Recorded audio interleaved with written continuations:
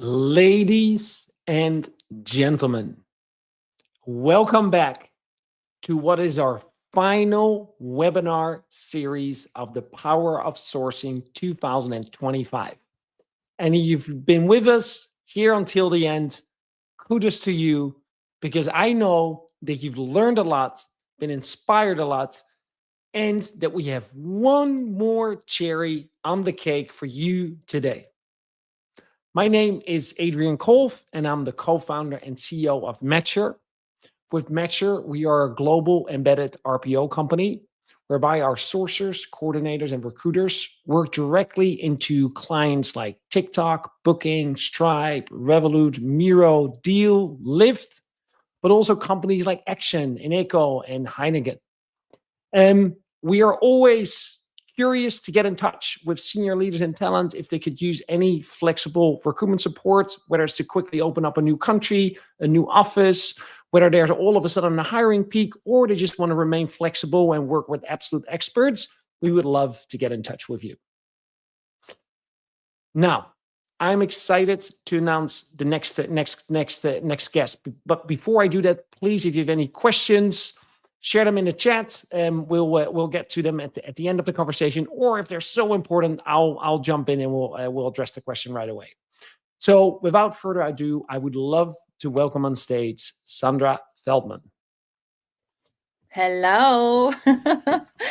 Sandra, welcome. Hello. Sandra, what an awesome on-brand purple background. Isn't it great, right? Just did it for you.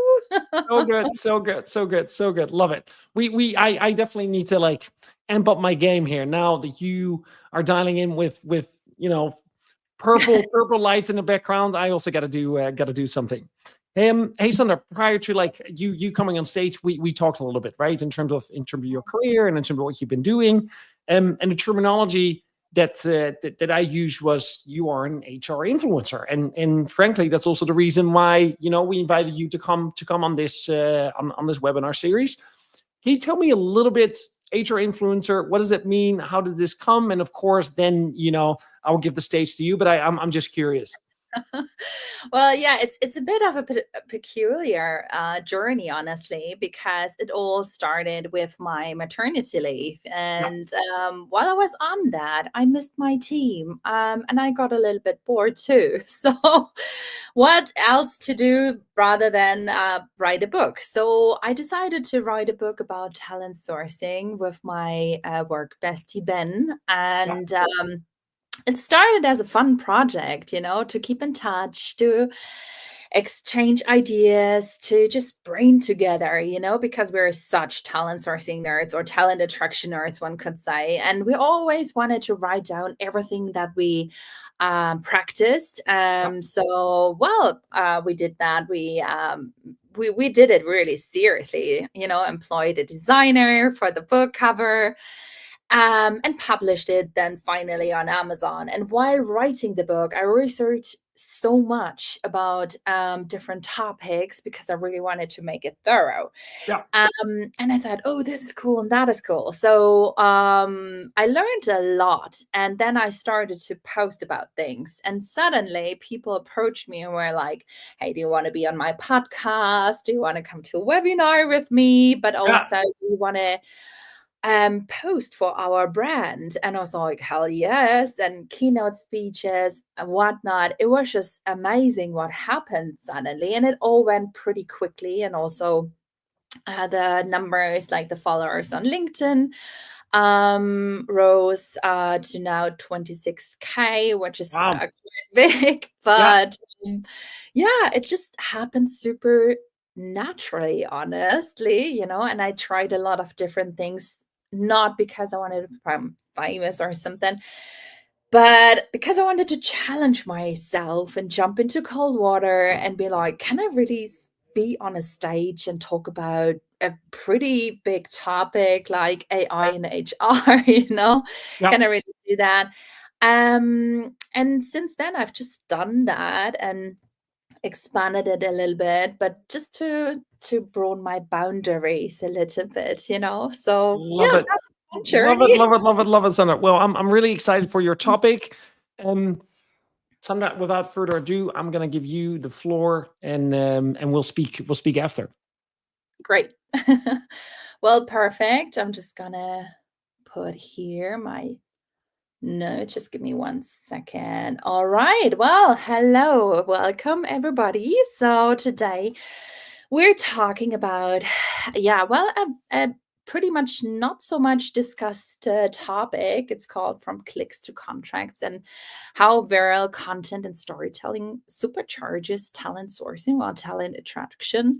Because traditional job ads and sourcing messages are, I wouldn't say dying out, but today's candidates crave really authenticity and engagement and stories they can just relate to. And well, this webinar explores how recruiters and talent sources can really use native content or user generated content called UGCs, viral marketing, and storytelling to attract and engage top talent in a more, I would call it, organic and scalable way. So in a hiring market that's all too often focused on speed and metrics, so we don't need to forget the long game, because lasting talent attraction comes from very meaningful relationships and not just flashy campaigns. So it's not just about clicks and conversion rates, it's about a conversation and belonging and belief. So employer brand love is what turns candidates into advocates. So before, during, and long, long after the hiring process. And well, this is what we're going to talk about. But before we do that, I'm just going to quickly introduce myself. So wait a second, just clicking on the next page here. All right. So I am coming from the recruiting and, well, startup, scale up sphere, one could say. You can already see that. I've been to quite a few startups and scale ups in my life. I also started my own little business during maternity leave. It's a talent business. So I'm the founder of this. And with this little company, I also support companies in social recruiting, employer branding, and just recruiting overall, and talent attraction, right? So currently I'm the head of talent at Octopus Energy, which is also a scale up. Well, and here I try everything that's really fun. So you can see here, I play around currently with a lot of AI and video editing. And yeah, that's that's a little bit fun stuff I do on the side. Now, let's jump right into the topic. So, as I said, traditional job ads and sourcing messages are currently kind of dying out, because here's the reality: recruiters are now part-time content creators, at least in my opinion, because whether they intended it to be or not, because if it's just your job post or hiring update or team shout out, that's all content creation. And usually you don't have much time. So according to recent studies, the average human attention spans now less than 8 seconds. So when it comes to social media, you've only got about 2 seconds. So think about it. If you're doing social recruiting or active sourcing and approach candidates on LinkedIn, you have very, very little time to really attract people. So that means your employer brand needs to show up like content, not advertising. And your job posts need to feel like stories. So your team updates, for example, need to feel like conversations. And in a world where everyone is just scrolling, the doom scroll, only the very interesting, real, and relatable gets seen, right? So we are what I always call in the Netflix area of things. So where does that lead us? And I said, in a world where candidates scroll and just skim and swipe their way through the endless content, traditional recruiting marketing often just falls flat, honestly. So there's, for example, polished job ads or corporate slogans and templated employer videos. And they're good, but they rarely stop the scroll, because they all look like ads. And this is where native content comes in, right? So native content is designed to blend in. It looks and feels like the platform it lives on, right? So on LinkedIn, that might be a recruiter, for example, sharing a behind the scenes look at the hiring process, or a hiring manager posting like a real moment from team life. And I mentioned the UGCs, for example, so user-generated content, or user-generated content creators. And if you will, corporate influencers are exactly that. Because if you think about it, then the product they're trying to sell is the company, right? And well, the employee, what he uses is the product, which in this case is the company, right? So what we see is more and more that it works and people love more of this fun content. So one thing is also that candidates are increasingly skeptical over polished employer branding, because they're thinking like, where's the catch, right? They rather have something real, which is not as maybe great, than the marketing speed, right? So they're always evaluating your authenticity. Whereas native, organic looking content just builds trust and it just feels real, right? So it's just in that sense, I think, better. So what it also shows that native content performs better in talent attraction. That is because it's authentic. So candidates relate more to personal stories than to just corporate jargon. And a real voice just beats a branded script every time, let's be honest. Another thing is it just sparks engagement. So organic posts get higher interaction because they invite conversations and not just consumption. There are score stoppers and not just sales pitches, right? And if we think about marketing doing employer branding, usually, they always have this conversion in mind, the leads and the funnel system.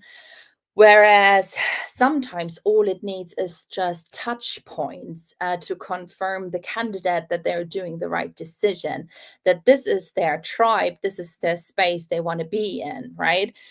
And native content also just humanizes the brand, right? So recruitment by nature is personal, right?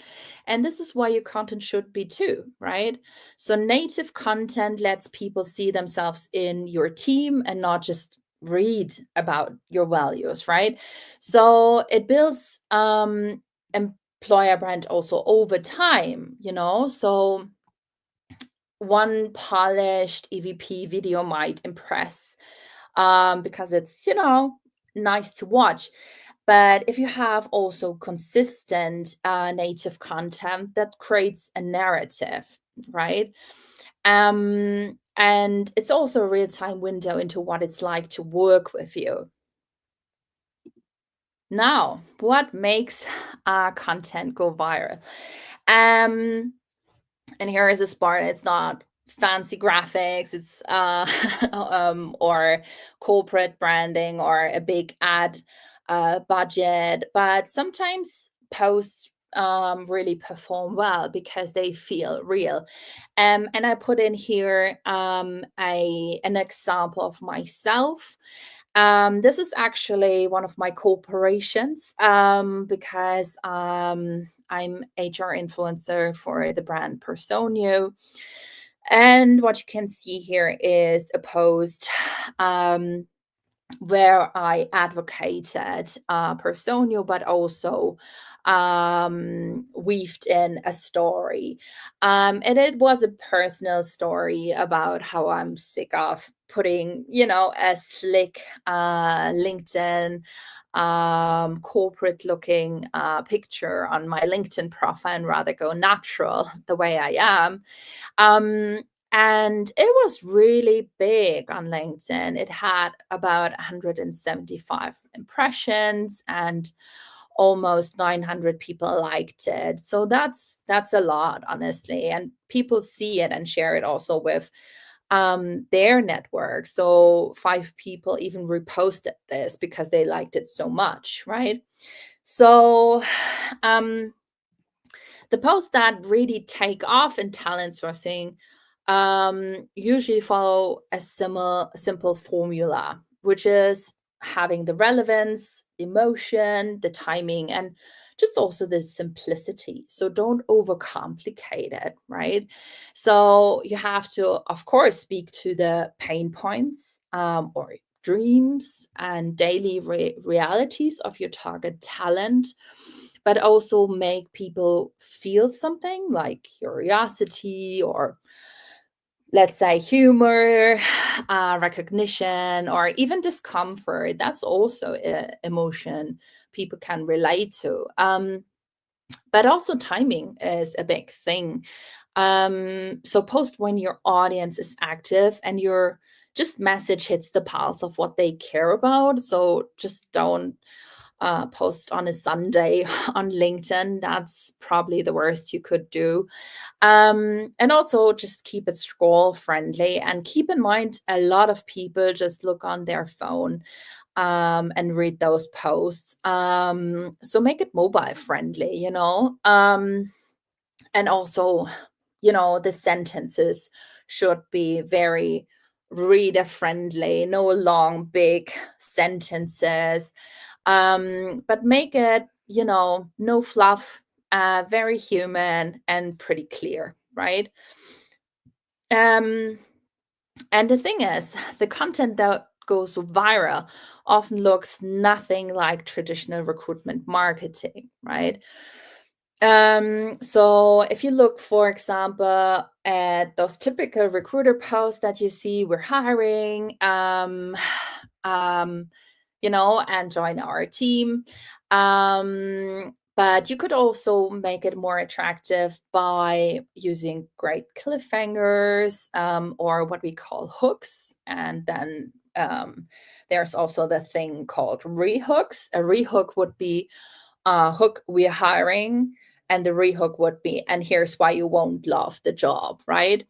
So that's just honest, and sometimes it's unexpected too, and it's human too. And that makes just people stop and they would just want to read. So why wouldn't I want this, And yeah, it's sometimes also just marketing psychology, right?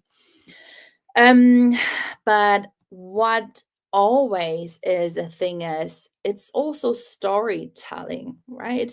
So we never should underestimate the power of storytelling.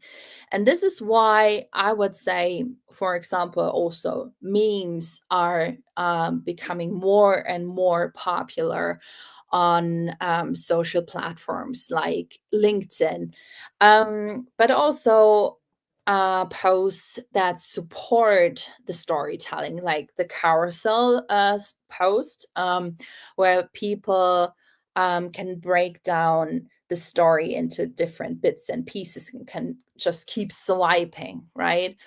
But also video, whereas on LinkedIn, I would rather not recommend it too much. They even just stopped the whole video reel format. So this is probably not the best idea at the moment. But the best advice I would give you is that the best sourcing content or talent attraction content feels like something you would send to a friend, and not something that comes from a marketing department, right? So yeah, the bottom line here is people don't share job ads, they share stories and they share real, you know. So if you want to go viral in sourcing, don't aim for perfection, just aim for connection. What does that mean? I put in here, and we can learn a lot from consumer brands, because they do a lot of right things, and they know what brand love looks like. And for example, employer brand love, then again, isn't just something that's a nice to have. It's a measurable business asset. So, for example, research from Accenture shows that 83% of consumers prefer to buy from brands that reflect their values. So, the same applies to candidates. They're not just looking for a job, they're looking for employers who reflect their identity, beliefs, and ambitions, right? But here's the catch: most companies just aren't memorable. So, and a study by Havas Group found that 77% of consumers wouldn't care if most brand even disappeared, right?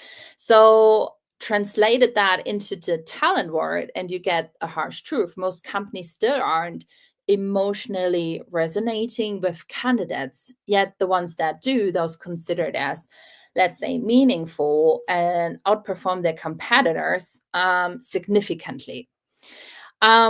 So I would say culture, values, and authenticity aren't soft perks anymore. They're just really business drivers. And what you can see here, for example, is that Coke really did a good job in um, making things, or making the brand relatable, and making this a personal thing. So you could personalize the banner on your Coke and make it your own, which was pretty cool. So it was your own Coke, it was not just some Coke.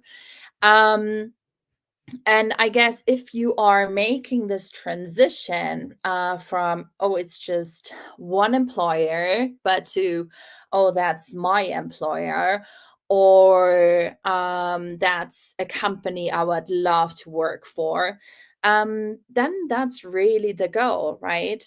So I think candidates just don't experience your brand in a vacuum. They feel it through every touch point. And this is what a lot of people forget. They think there's just the application and that's it. But they feel it really through every touch point. And that might be your careers page or a recruiter outreach. Of course, also interviews, but mainly also Glassdoor reviews, LinkedIn posts, a friend telling a friend, wherever, right? So you touch employers a lot more than just through maybe a job board. And I guess this is something that that we need to translate into talent campaigns, right? Because people are seeing themselves in this, and candidates do the same. Could I imagine myself working there, right? Is there a sense of belonging, right? And that's also something that we need to take into account when we do active sourcing, then outreach. So the one size fits messaging doesn't cut it anymore, right? So there's, for example, also a study which says that 71% of people get frustrated when experiences just feel impersonal, right? And that could be through tailored outreach, or just role relevant content, or personalized interview processes. But that's, that makes all the difference, right? And this is why, for example, also Spotify is very successful with the rap thing, because you feel like they get you, right? And what if your hiring process did the same? What if you wrapped each candidate experience in relevance and care? Now, I already mentioned that corporate influencers are basically no more than just user generated content creators. And that's so because people just trust people, in the sales world, there's the saying, people buy from people, right? And here it's kind of the same. It's like people trust people and people hire people. And this is what we always have to keep in mind. And the whole UGC thing, I would call it, had its breakthrough during the pandemic when, for example, professional employer branding shoots were suddenly off the table. But self-produced creative content became the new normal. Because, well, you couldn't just shoot somewhere. That's basically the thing why it stopped, and you had to home produce things. And curiosity enough, that shift wasn't temporary, because in fact in 2023 and 24, UGCs has fully entered the mainstream of recruiting and also talent marketing. So the reason why that is a study by Meta found that UGC ads deliver up to 4 times higher click-through rates than traditional ads, for example. And it makes perfect sense. People connect more deeply with real stories and lived experiences than with just polished and staged productions. And that's exactly the point. Good UGC builds trust. It reflects real perspectives, authentic experiences, and just really unfiltered insights into a company culture. And that's exactly what today's talent wants to see. So AI can optimize performance data and run tests, but it can't replace the power of genuine employee story, for example. So my message to you: let your people speak, empower them to share their reality. So focus on real humans and real perspectives and honest storytelling, because nothing's more convincing to talent than authenticity that actually resonates, right?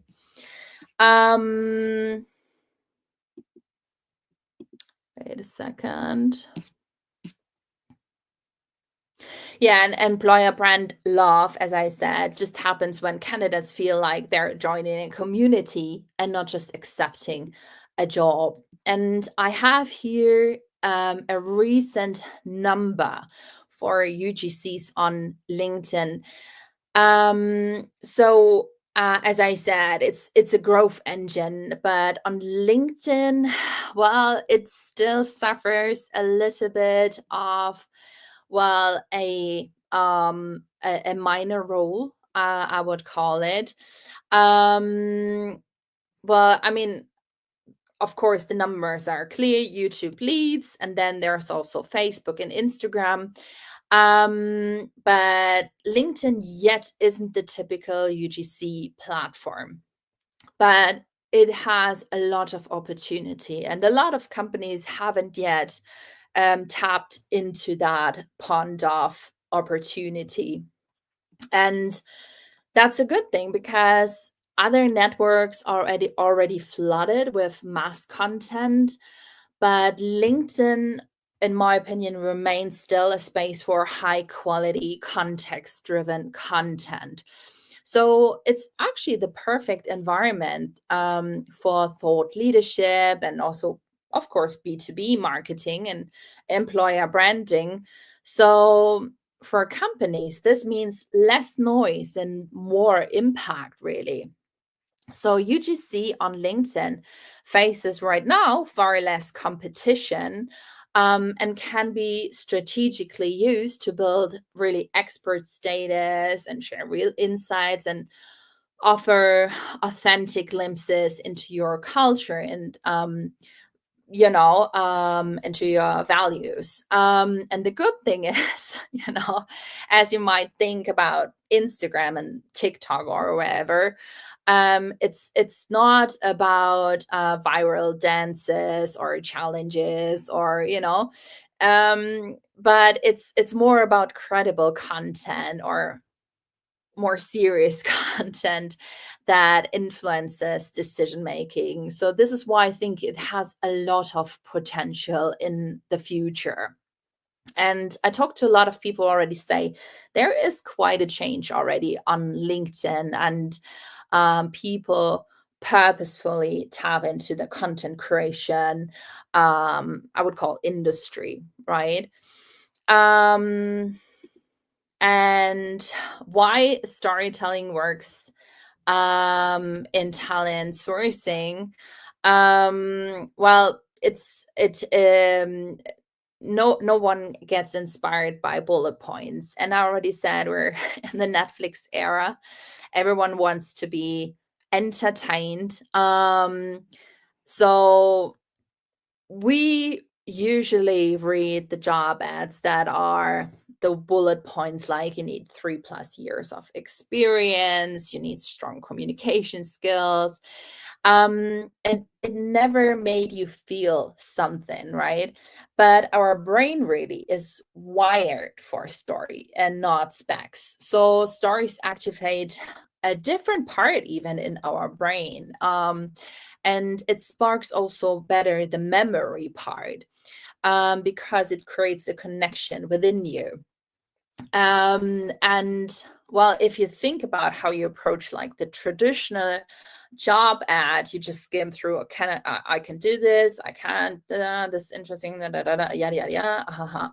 Well, this doesn't stick, right? And I think this is why Netflix has perfectionized the business, because it's always or usually about the hero's journey. And you can adapt this to the candidate journey, right? With the candidate being the hero. So every great story has a hero, and in talent attraction, that hero is your future hire. And this is always what you should think about when you post something, when you write something, not about your own needs, like I need to fill a job, I need this and that from you, but really to think, what does your ideal candidate would want to see and would want to know, and how do they build trust, and how can you also create even a need for them to apply, right? So always think about that pretty thoroughly. So what you could also do is how you could create stories is if you just said something like, so this is, for example, Anna. She joined us as an intern 3 years ago. Today, she leads her own team across 3 countries, which would be a story of growth. And then you say something like, and you would actually do the same, so this is the colleague you would be working with. And what I personally always think is one of the game changers is to create a story about your future boss. Because as I say, people work for people. And the number one reason why people leave their job is a bad boss. So if you create a very vivid image of the future boss, you're totally able to draw in the people, and activate their imagination. It's basically the same if you buy an apartment, and you haven't entered that apartment. So the way you would describe it, it's not just it had 3 bedrooms, the pipes are a little bit leaky and this and that. What you would say is, so imagine yourself, the sun comes in from the balcony, it's early morning, you have the first sip of coffee, and you enter the room, and there's just a lot of space, and you look around and just feel super cozy. So this is how you sell things. And a little bit, it's a selling thing that you do. So I talked a lot about corporate influencers already. And I didn't specify who that really is. But there is a lot of misconception about this too. Because marketing, for example, thinks corporate influencers are just another channel where people just repost what they've created. And recruiting sometimes thinks the same, but in the other way around. So, just promote our jobs. But in the end, what makes them so powerful, corporate influencers, is that they're not full-time marketers and they're not recruiters, but they are real employees who have a very technical knowledge in their own sphere, and who are somewhat like thought leaders, and just talk about what they're good at, their daily business, and their day-to-day experience, which is not a marketing playbook. And as I said, it has to be relatable. So the thing is that a lot of people think, well, the CEO must be a corporate influencer. But in the end, how relatable is the experience and day-to-day life of a CEO? It's rather usually the nano influencer or the micro influencer that are the best fit for the corporate influencer program that you might want to install, because they are having pretty much niche talent pools. So usually they connect with the same people as they are themselves. But they have also a very strong local connection, right? So usually it's not like people are having those connections across multiple countries, but in a very certain industry and a very certain employment, and also in a very certain location, right?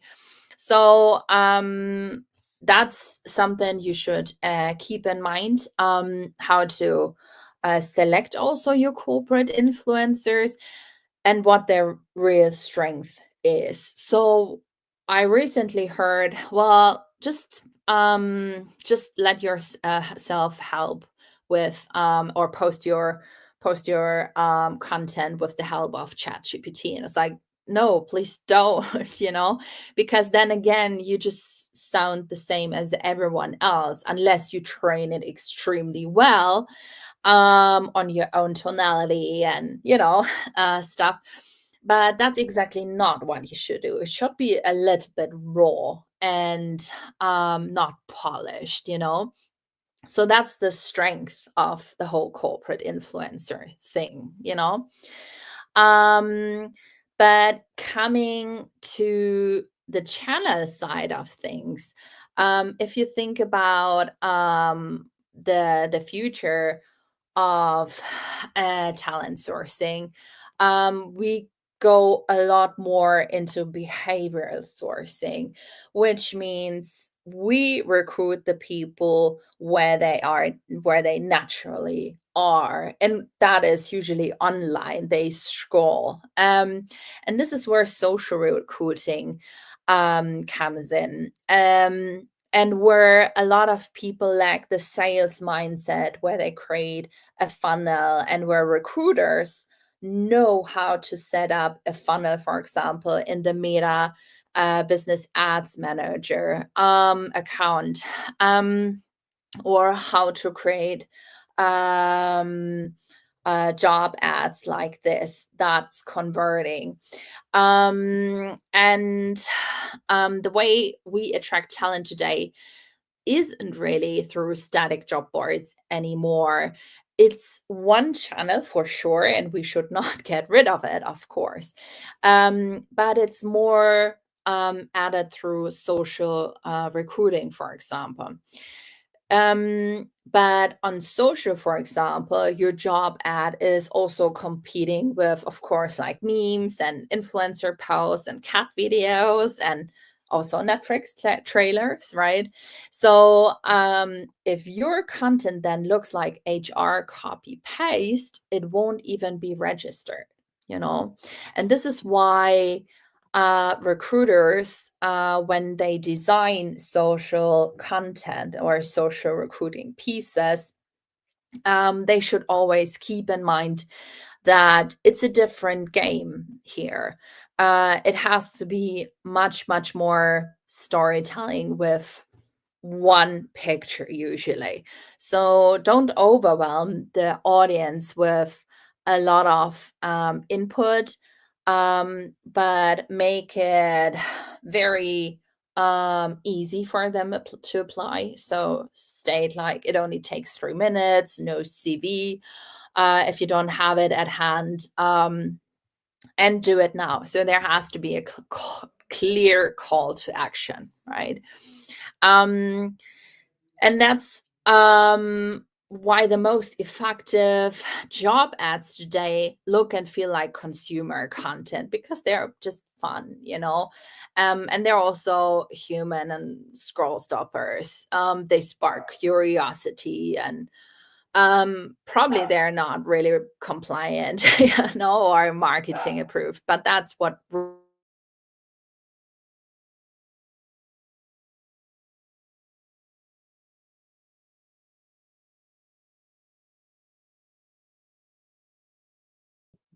Oh, I think we lost Sandra there for a second. It happened when we spoke as well in the meeting. Hopefully, Sandra will be back in a few seconds. In the meantime, I can share that what we do within Matcher in terms of content is that we highly encourage our employees to actively share on LinkedIn in terms of their stories. And what we've seen, and I can very relate to what Sandra says, is that often the posts that get the most traction, that gets the most likes, are the ones where we share personally on our journey as recruiters and sourcers. But not only that, even what's happening in our daily life, and how we do that. I think Sandra is back. Yes, no worries. Welcome back on oh stage. my god, that's always a presenter's nightmare, No isn't it? worries, no worries, no worries, no worries. In the meantime, I was juggling in front of our audience to make sure that they stayed entertained and they were still there. Don't worry. Is your presentation back, Sandra? Let me see. Yes, great. We There got it. We got it it. is. Oh, wait a second. No, it's wait a second. That's the wrong one. Um here we are back. We are back. Okay. So I was at my last slide, Great, thankfully. great. I'll go back off stage. You're doing great, Sandra. You're doing great. No worries, no worries. All right. So your talent sourcing to-do list. You should start thinking like a content creator and not just a recruiter, you know. And you should also think then about the VERA formula: relevance, emotion, timing, and simplicity. You also should start to be bold, move a little bit away from the safe and secure, because that's what everyone does. So try things, do A/B testing. And I can actually tell you, we did, for example, at Scandid, a lot of bold stuff where we weren't sure, oh my God, will this work? Will this be embarrassing even, or will this be cringe? Um, and the performance was so much better because people said, finally, I've got a message in my inbox which doesn't sound like everyone else's. It made me smile. It made me, you know, just it made me have a really good morning, Um, and then also what you can do is turn candidate questions into content, which is actually quite smart if you think about it, because a lot of questions pop up later in the whole stage. But if you have, all those reasons together why not to join, you are getting those risk averse people who think like, but they're probably this, or it won't be a fit because of that. Just collect it and turn this into a great piece, um well, and if you start to create things, don't let yourself get into that rabbit hole where you all think about just likes and stuff, and think in KPIs. It has to be fun still, right? But you should start tracking the things too, because you will see that the success is giving you the confidence to stay on this track of storytelling. And then develop a rhythm too, make this, not something you just try once in 6 months, but get a routine out of it, right? And you will develop also great templates from it, and you will become better at creating content. And there are so many cool tools out there, not just talking about Canva and stuff, but things that you can create which are just really, really cool. And you've seen this at the start where I had this gif of me popping out of a what's it called, of a box, and I all created it just with AI tools, and it was just fun playing around with those tools. So just try it out. You will become better and better and better, and eventually people will be like, wow, this is fun to watch and this is super exciting. And you also expand your whole horizon, which is super, super important, especially if we look at all the developments with AI, to become maybe replaceable and stuff. And then again, of course, share all your success stories internally and showcase how this helped you hire people, and how this actually made people want to apply. And actually, I just got one message today, which is actually quite fun because I just received it before this webinar. But it was a girl who told me, look, I follow you since quite a while now, and I love your content. I love how fun it is. And it really makes me think about applying at Octopus Energy. And I'm like, dude, that's amazing. That's exactly what we want. Because success won't maybe come straight away. And you won't notice that people notice, but finally, and they won't always say like this girl did, but the more you do it, the more you will see it will come, so yeah, that's my final word. Just try it out, it's fun. And if you want to connect on LinkedIn or on Instagram, reach out. I'm always happy to chat and to explore new ideas and to brain with other brains and, just connect with nice people. So over to you. Sandra, Yeah. awesome. Awesome, awesome, awesome, awesome. Thank you so much, Sandra. I really, really appreciate this.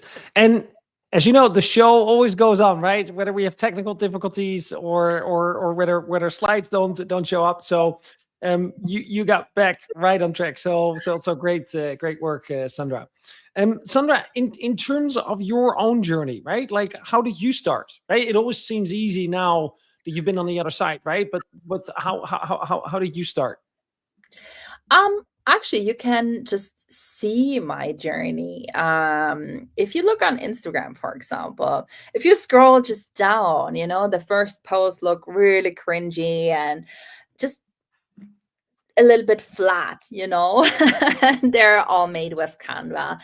And as soon as, I explore more and experiment more, I really develop an eye for, oh, how did they what does a great um job ad or even just ad looks like, what made me stop and click something, right?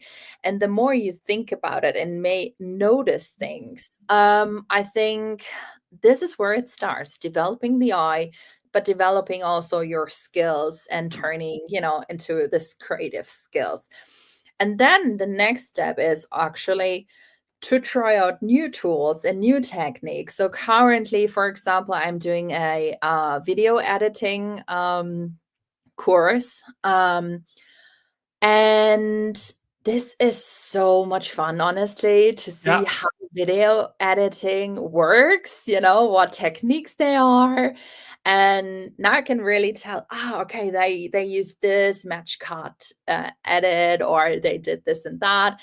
And then you really challenge yourself and be like, I want to try this too. Is this difficult or not? And well, at first you will be bad, and that's fine. But in the end, nobody or rarely people started and were just awesome at it. So just take a look through my history there. You can actually see it become a little bit better and more, where I develop for myself, and a vision of how things should look like. Yeah, And yeah, yeah, yeah, yeah. I'm pretty happy with things, I'd So say. good, so good, so good.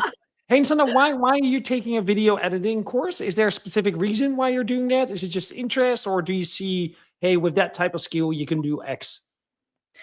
It's mainly because of social recruiting. So we started with social recruiting pieces at Octopus.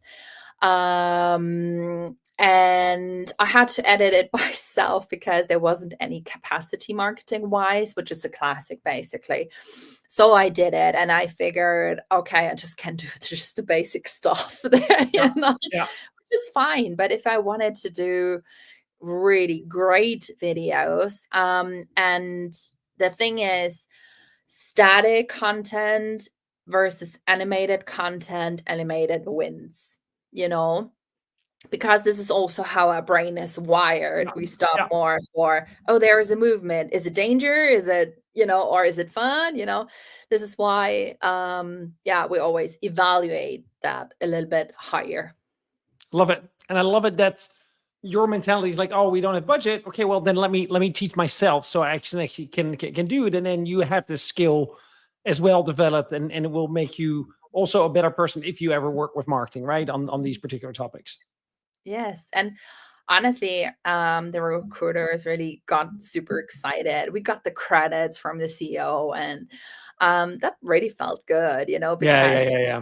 then a social piece that was pretty successful. And yeah, it also felt nice because the hiring manager we did this with was so much fun, and he showcased how he would be as a boss. And now he's always like, oh, when we're doing this again, this is so much fun. And he was very, very into it. And he also felt appreciated because we featured him, and he felt really valued, you know, so it improved a lot the hiring manager connection a lot too, you know.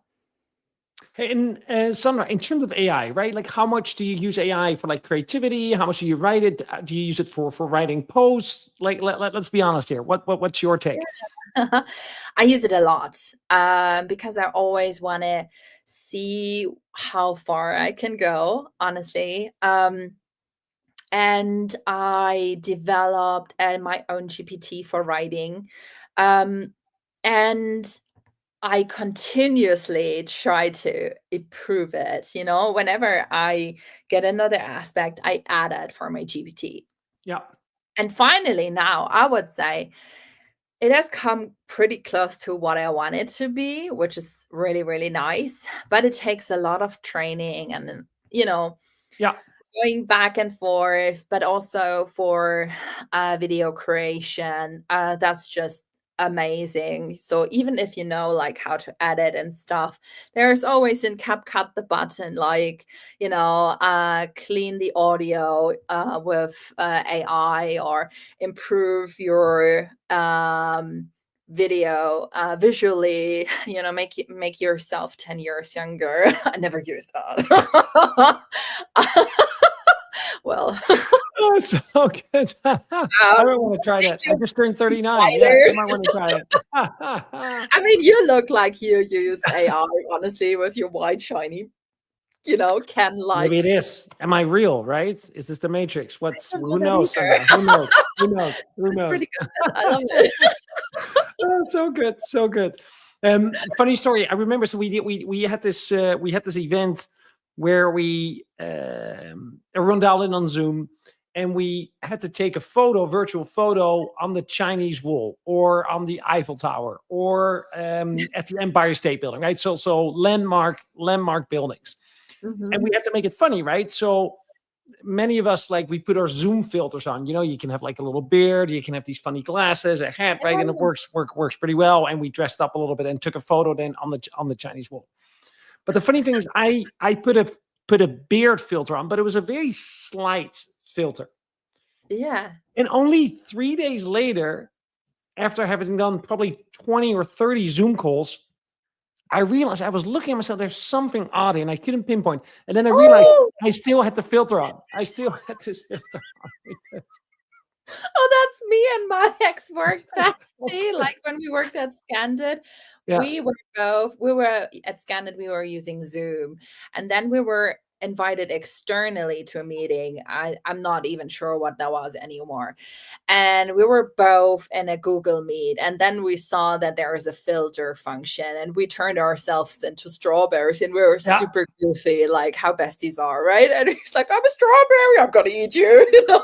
And then like we realized after 2 minutes that the other person was already in the room, but we were so caught up in this. I'm a strawberry. It was So just so good. So good. So good. Stay real, stay personal, stay funny. You know, that's what it is, right? Sandra, we're coming to an end. Thank you so much for dialing in. Thank you so much for sharing your story. For everyone that was here today, thank you so much for dialing in. Thank you so much for sticking with us to the end. We'll be back with an event with a vengeance. I think that's how we say it. If you haven't already, please sign up for our newsletter on matcher.io, and also subscribe to our YouTube channel for more awesome content. And I want to give a huge shout out to Andrew, who's our head of marketing, who's been running all of these webinars in the background. He's been absolutely phenomenal. It's because of him that you and I can have a conversation. So I really want to give that shout out as well. go to Coach Andrew and Adrian. They're